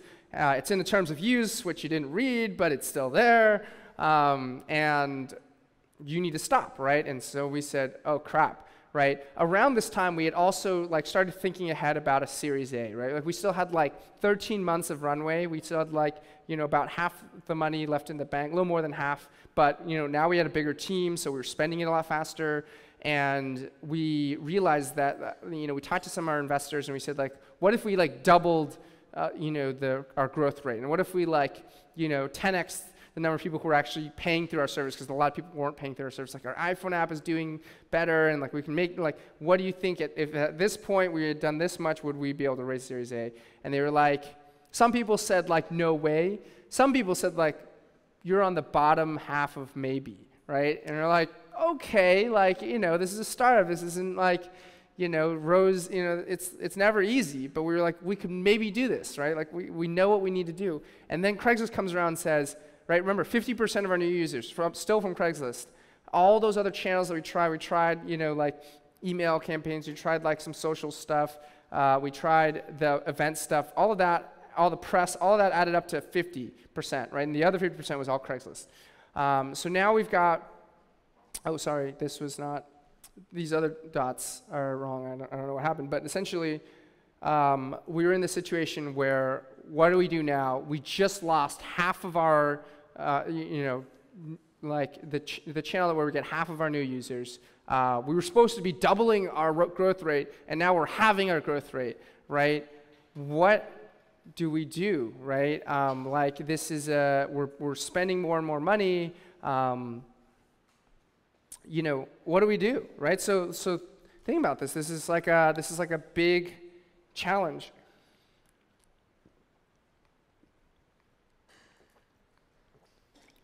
Some of the things that we were thinking about was to say, okay, well, let's just keep doing this, and we could find more channels, right? We could try. We haven't spent money on SEM ads. Maybe we could do that, right? Another option would be let's pivot. Let's go into another product. Let's do something related to this. Maybe go into carpooling or commutes or something else. Or we could be let's just do something completely different, right? Forget this ride-sharing thing. We've spent already a year and a half, doing this, and it hasn't gone big enough, right? Maybe this just is not the right idea. How many of you would try to push through with the existing product? Let's just keep doing what we're doing. We'll find another way. We'll get back. How many of you would do that? Okay. Well, why?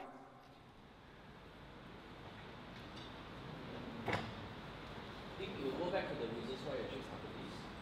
I mean, you actually wanted to provide more choice to people who actually programming tasks, right? Mm-hmm. So I think you can actually find more funnels to do it. Find more what? Get more funnels. I mean, yeah. Okay, so kind of remember the original vision and find more. There are more. There are more channels. There's more markets. There's more ways. This isn't the only way, right? Who else would try to push through? Yeah.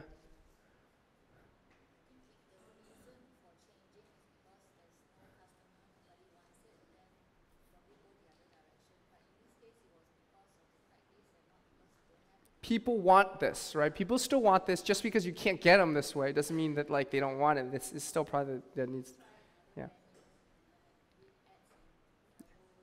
Yeah. Okay, so who would try to pivot? Who would try to like go into something related that was still cars or sharing or transportation, but doing something else? Who would try to pivot? Anybody? Yeah. Well, why?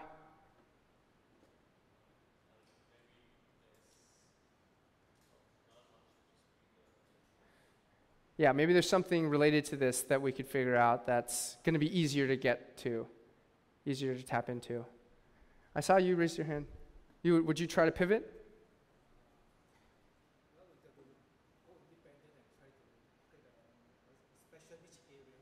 So yeah, like focus in a different, like slightly new market or something different, but you just think there's more opportunity there. Okay, who would just say like, forget this ride sharing thing, like let's just start over, let's just do something else, right?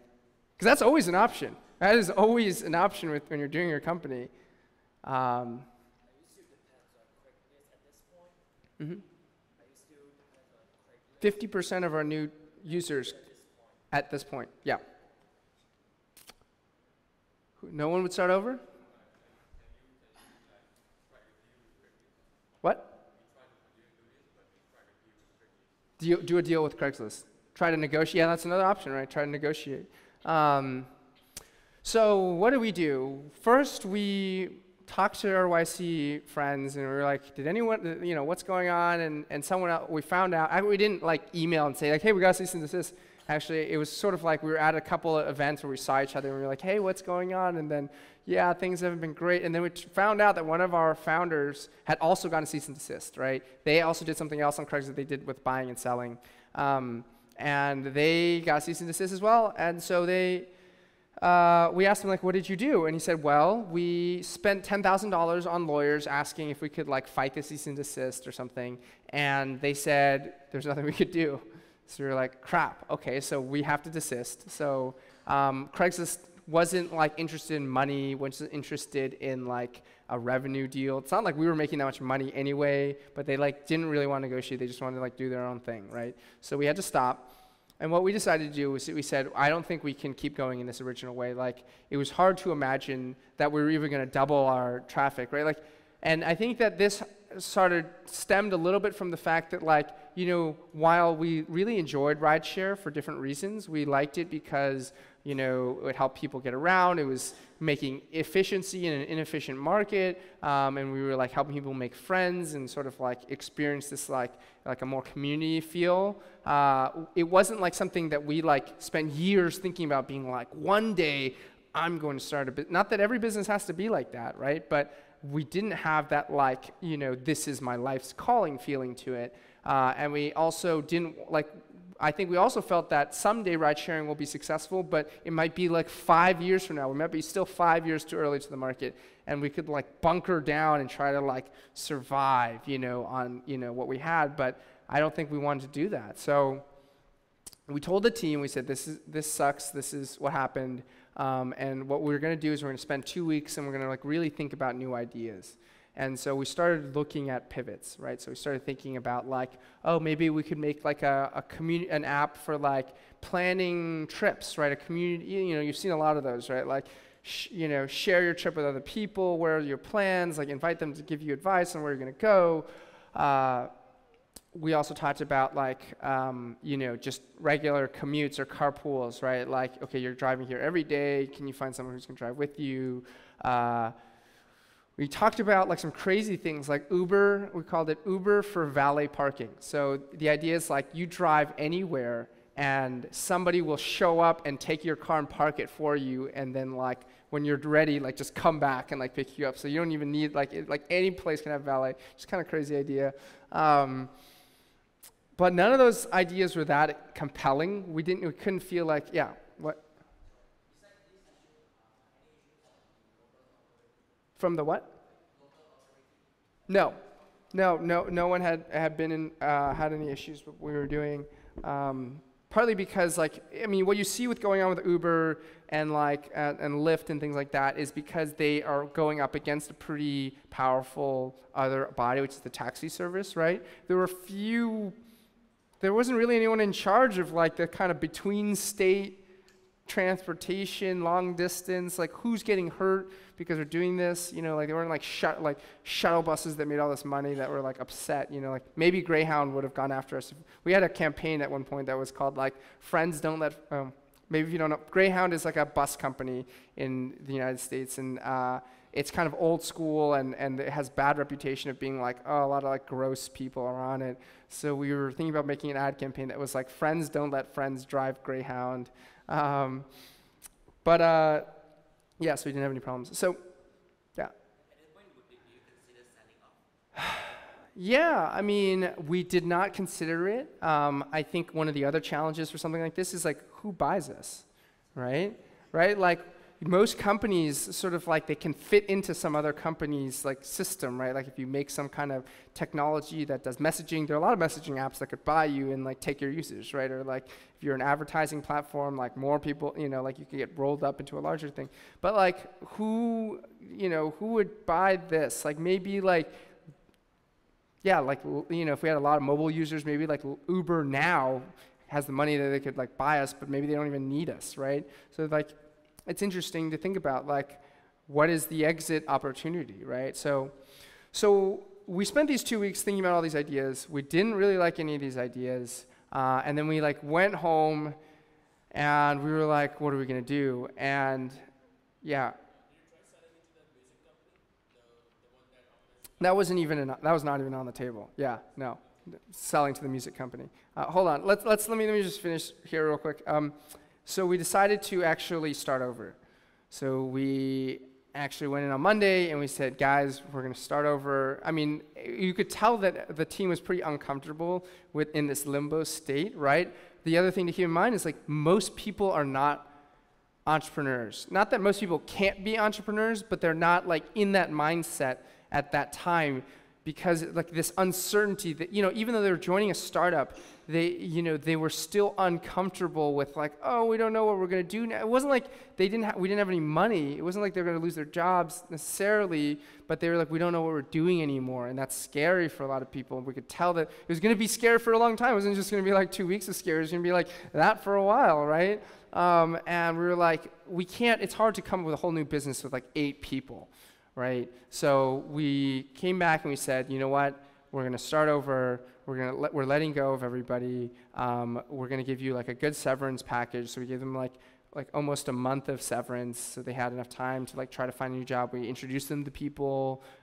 We sent out an email to the like list, being like, we have these great people. We're not firing them because we're not like we're letting them go because we have to do something different. And so, you know, all of them pretty much got set up with new jobs quickly. But yeah, that was hard, right? And then all of a sudden we have this office that's like empty, right? And there's nobody there, and it's like it was tough. There were some tears. You know, our community manager was like really upset, and we went back to the apartment. Because we were like, we can't stay in this like big office with nobody there. Yeah. Yes, they were given options, but those options vest over a 1-year time period. So, like, there's often a 1-year cliff associated with that, and so no one had even hit the 1-year cliff yet. Yeah.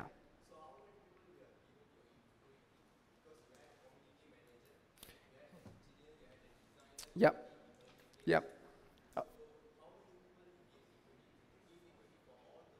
Yes, we gave equity to not our friend who's the iOS engineer. We tried to give her equity, but she was like, just pay me more money instead. We tried. Yeah, but most people who are full-time employees got equity. Yeah. So we went back to the apartment, and this was like October of 12. So it's like, you know, like a year, it was like a year and 3 months since we had started YC. And we started brainstorming again.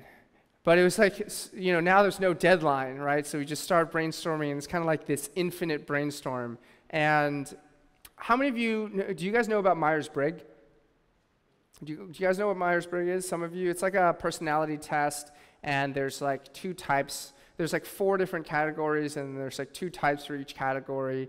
And one of the categories is P versus J. P is perceiving, which means like you're very open-ended, you sort of like exploring new things, you like to start things. J is more like you like plans, you like deadlines, you like resolution. And all 3 of us were Ps, right? We were all people who just like to be open-ended, right? And this is like, you know, a challenge when it's just the 3 of us together, and we all, you know, are trying to find something new. We looked at all these different ideas. We looked at like a food delivery service, like cheap meals, like on the go, like mailed to you, like maybe frozen, so you could just heat them up and have like healthy meals during the week. We talked about like a laundry service where they like drive to your house, pick up your laundry, do it, bring it back to you.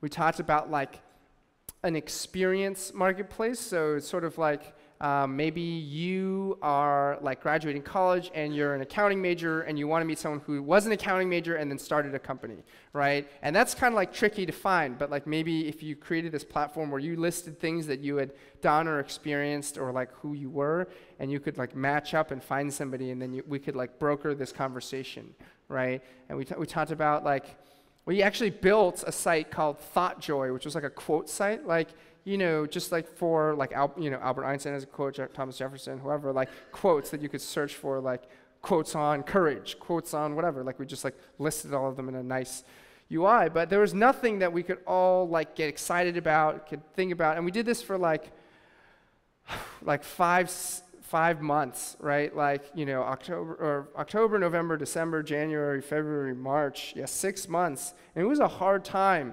because we didn't really want to explain to our friends what we were doing. Like, it's like, how's it going? You know, you have to explain, oh, we've been working on this idea, but I think we're going to change it to this idea. And like in October, it was funny because that magazine shoot happened in August when we were like flying high. And then in October, you know, it comes out and we're like not even doing this business anymore. And so everyone's sending you messages being like, congratulations, I just saw you in Vanity Fair. And we're like, thanks, you know, and you're like, you feel terrible. And so like, you know, this is part of the like there are some like tough times. And so, I mean, I think at the end of the day, right, like we talked about this, right, with like, how do you pick an idea? Did we pick the right idea? I mean, I don't know sometimes, right? Sometimes I don't know if maybe we should have waited and we should have found something else, like, or would we have just ended in this situation even earlier, right? Maybe the deadline was good because it forced us to pick something, and now we had no deadline and we were just like brainstorming infinitely, right? Or maybe these weren't even the right guys to start a company with. Like if 3 guys and you don't even have an idea, or maybe we should have done that original idea, the Relove It idea, right? Because we were all really excited about that, like screw Polygram. Like we got in, we can still we can do whatever we want now. There was like so many different ways that we could have done this, right? And there's so many different things we could have done. But where our story ended was sort of, we still had about half the money left, so $600,000, which is like crazy. It's like, I've never seen that much money in my life, right? Like, it's insane. We could have, the 3 of us, we could have like had like great living for like 3 years on that, right? But like, it's also painful to not feel like you're making any progress, right? And to like, just like doing something new. And so I actually was the first to like crack, because I was like, I can't keep doing this. And you know, I had heard about that, I told you about that Presidential Innovation Fellowship. I heard about that opportunity, and I decided to apply, and I figured I don't even have a good chance of getting in, but like maybe I'll just do this just to see. And then like I got an interview, and then I like got accepted, and then I was like, well, this is a really cool opportunity because it's 6 months, it's short, right? So I don't have to like make this my next thing forever. I would leave San Francisco, which I kind of wanted because I was feeling like all my friends are in startups and like this is going nowhere, and I'm kind of getting depressed and I'm not even seeing them that often. And I was going to be working on something that I knew was useful to people, right? Like we were like thinking about all these ideas that were like the laundry thing just feels like so lame. Like, you know, like, oh, your only problem is that you don't like doing laundry and you want someone to do laundry for you. Like, so, you know, that's when that conversation got started. We were like, maybe this isn't working. Maybe, you know, like, on one hand, it's like, well, you have this money, we should do something with it now. But on the other hand, if you treat your investors well and you show them respect, like they will back you again. They know that most of their companies don't succeed, right? Like that's the thing you always forget. You want to be successful and you want to make it work, and you know people are counting on you and people believe in you. But and like you don't want to let the investors down. But the investor deals with this all the time, right? Like they fund all these companies and they know only a few of those companies are going to be like super successful, right? And so they see this much more often. I mean, actually, when we told our investors that we wanted to like try something totally different, one of them actually asked for their money back. They were like, "You're just gonna fold. Like, just give us the money now. Like, it's over." And we were like, "What? Like, no." And we argued with them and we convinced them to let us keep doing it. But you know, so what we decided to do is we told them like, we have half the money left. We're gonna return that money back to you, and you're gonna like give up like equity in our company, right? Like the alternative is like we like you can have equity in a worthless company, or we can, we could like spend this money if you want, right? Or we can just give it back to you and then you release the equity because the company's not worth anything. And so that's how we unwound it.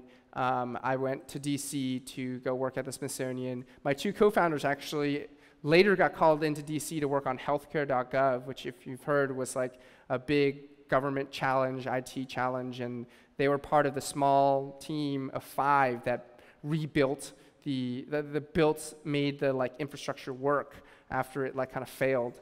And yeah, I mean, there's so many parts of this story that like I haven't been able to touch on. Like I loved our office. Like we held like a meetup. Like we cooked a lot of food at our office. There's like all these little things. And at the end of the day, I think like this experience was tremendous. We were able to help. I think we had like 18 million miles. That was probably like a year ago, or 2 years ago. 18 million miles posted on the site. We'd had over 30,000 people who had signed up to be a driver or passenger. People wrote us stories of getting rides from like all over in all these different ways in these different circumstances.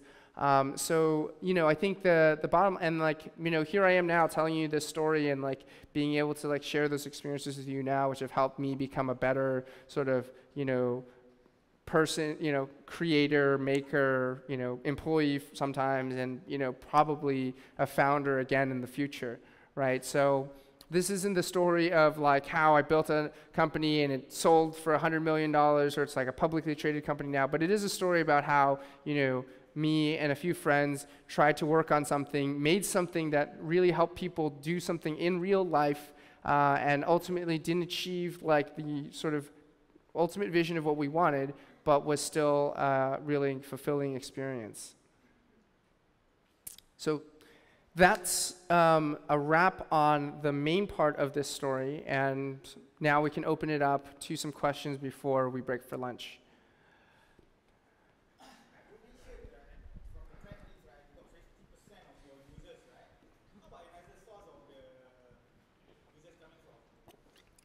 Hard to say where all the users are coming from. The question was 50% with Craigslist, the other 50%. So press, right? From time to time, we would like get some press, either about the iPhone app or about when we raised money or like when we opened up in a new place.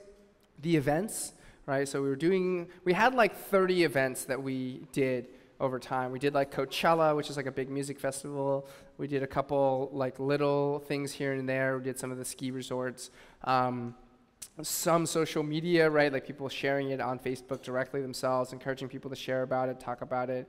But it's hard to say exactly. People came from search too. So like our site's been up, right? As you see, as some of you may have Googled, the site still runs, but we've done nothing to do anything with it. And like our user base went from 15,000 to 30,000 in the period during which we did nothing on the site, because it had gotten enough search results that like it shows up for a lot of search queries, right? And people would search like driving from SF to LA, and they would find like a post. And so search also was like a thing for us. But none of those things were things that we could like sort of draw, right? Like what you want is something where you put more money or more effort into it and it gives you more, right? Like if you can't do that, that's a challenge, right? Because like if you can do that, then you can tell the investor like, look, I'm doing this thing where when I put in money, like every business is essentially a money printing machine, right? You tell the investors, you say like, if you put money here, when it comes out on the other end, it's like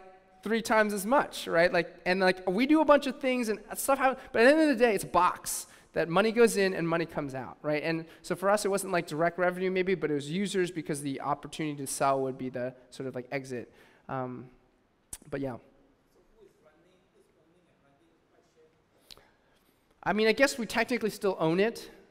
We don't do anything to keep it up. We just have it on Heroku. It just runs on Heroku, right? Like we put a bunch of like disclaimers on the site that say we like don't actively do anything with the site. And we made an announcement that saying we're basically like we're no longer working on it, but people can still use it to message each other, and it sends like emails, and it does like some basic set of things, but it doesn't. Yeah, we took out the payment part. Yeah.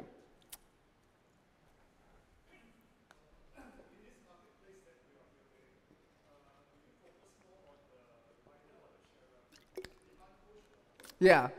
I think that there are more people who need rides. The people who need rides are easier to acquire because they need it, whereas drivers were harder to identify, right? Like, how do you know that somebody is going to drive somewhere? We really wanted to advertise on Google Maps.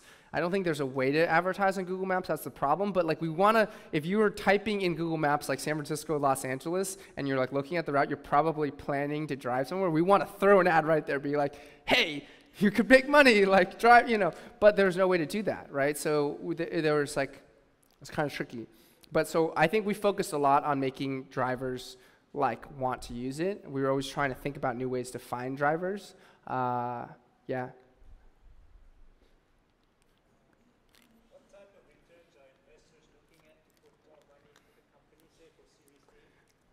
Yeah, I mean, I think the general rule is something to the extent of investors are looking for a 10x return, right? And 10x is sort of like their share, right? So in the case of 1 million, let's say there's $1 million invested at $6 million valuation, they own like 17% of the company. So they want to turn that $1 million into $10 million, and if they own 17%, then 10%, you know, so that's like 6, so yeah, like 60 million, right? But, you know, the expectation would probably be that we'd raise another round, right? So we raise like a $5 million Series A, and then everyone kind of gets squashed, and then the $5 million people, you know, like, yeah, then we're talking about like a valuation where that's like a $30 million valuation, and then you're expected to do like 120, like 200, 300, right? So that is what the expectation is, but at the end of the day, they probably will accept lower results if they can like secure something, right? If you can convince them like this is like the best we can get, like they can do that. Sometimes they write things into the deal where it's like, they get 2x liquidation preference, so that means like if you sell for less, then they get at least twice their money back, which is like great deal. Like, geez, like you can guarantee double like returns. It's kind of crazy, but they can do that, right? So you could like sell for $5 million, and like you know, and the 1 million dollar people could get $2 million, and then the $3 million is what's left, right? So it depends on the deals, and this is again Silicon Valley sort of like high tech startups. There are people here doing all kinds of startups, I know, so I definitely want to, you know, it depends on the type of company and the type of business, and I'm not as familiar with other types of investment platforms. Do you still feel that if you had pushed more on the same idea, so that would still come alive, and start instead of starting over again, you could just push on the right idea, and maybe it would succeed today? Yeah. It's hard to say. I think that it definitely would have been bigger, right? And so if we had done that thing where maybe we let go of everybody, but we kept working on RideJoy, but we just did smaller little things, like little tweaks, little things here and there that we could do as a small team. It's possible. It definitely would have been bigger than it is now, and it did grow while we were doing nothing, right? So like, yeah, there's definitely a possibility, but at the same time, I don't regret like not working on it, because I know that there will be opportunities to do more in the future, different idea or something else. It's not like this is the like last business I'll ever do. Yeah. I think we did very little of that, so it's hard to say. You know, we weren't experts, and so it felt like it was a lot. Like if you're paying a few dollars a click, and those people, like if you pay $2 a click and then it converts at like 1 in 5, that's still $10 per user. And if you think about like from a revenue perspective, like if 1 in 2 people post a ride and you know 1 in 2 of those people like get a ride, and then there's like a $5 fee, we're paying, you're getting $5, but you paid like $40, right? So, yeah, you in the back? What? Yes, we competed with a company called Zimride. Zimride actually started as a college ride-sharing network where like they would sell it to colleges and they would say like, here's $10,000 for this platform, and then we can save you people driving into your college. And the reason why they could charge $10,000 is because it costs $40,000 to build a new parking lot. And if they could tell them, now you don't have to build a new parking lot because you can use this, it's a better deal, right? And so they then, around the same time, when we saw them, they were just doing this college stuff. And we were like, yeah, we can totally take over them, and we made our thing. And then they started like challenging us and doing the same thing that we were doing. So they were competing with us head to head. And then they started working on a mobile application that you might know of as Lyft. And so they started working on Lyft, and then that became their whole business, and they sold off the Zimride business, and then they focused on Lyft. Yeah.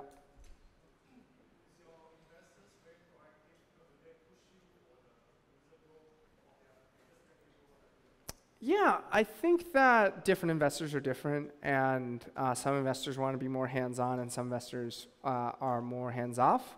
Our sort of lead investor was a company called Freestyle Capital. We really like these guys. They were 2 like former entrepreneurs that sold like 2 different companies, one for 300 million, one for 60 million. And so they were like, we're tired of building businesses. Let's just invest in businesses. And we would meet with them every month and have a phone call like every week, or my co-founder had a phone call with them every week. But it was more just like a chat, not like pressure to do anything in particular.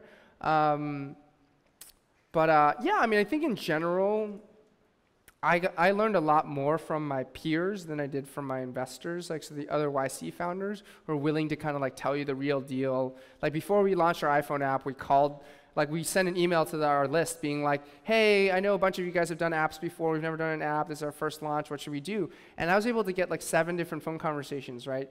Being like, hey, we use this company and they charge us this much, so you can ask for at least this much. And we, don't let them do this, have them do this instead. Or like, call this reporter. They'll, they're like to write about these types of stories. And so that's where, like, again, building those relationships and building those connections is really valuable. It's because when you have someone who you trust, then you can kind of share that kind of stuff.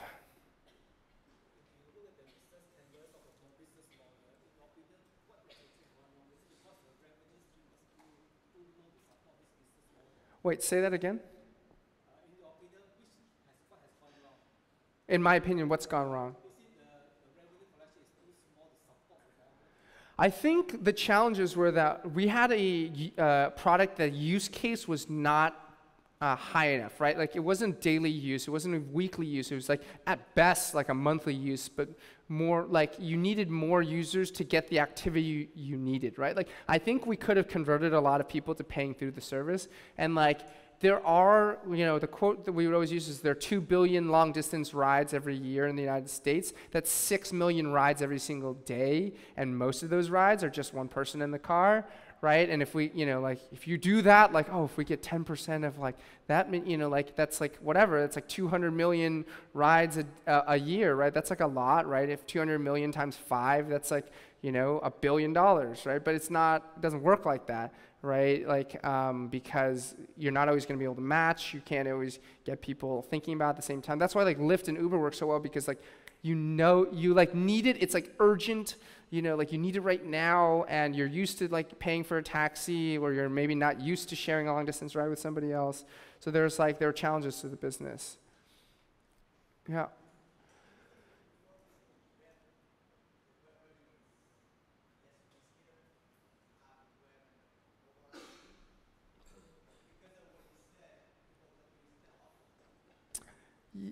Yeah, I don't think that's like because the mobile, like it's not like the mobile app is less effective because you don't use it as often. I think it's definitely a question of like, do you want to spend your time on web versus mobile? I think it's easier to get started on web, to validate your ideas, to make quick iterations. I think definitely mobile is where people are spending like the majority of their time, right, on like in terms of digital devices, and that's growing. So I think in terms of like, you know, if we were going today, we might have just started with just an app, right? A very bare bones website and just an app, right? Because that's how important it is to be in a place where people are already using, you know, like already spending a lot of their time and already thinking a lot about it.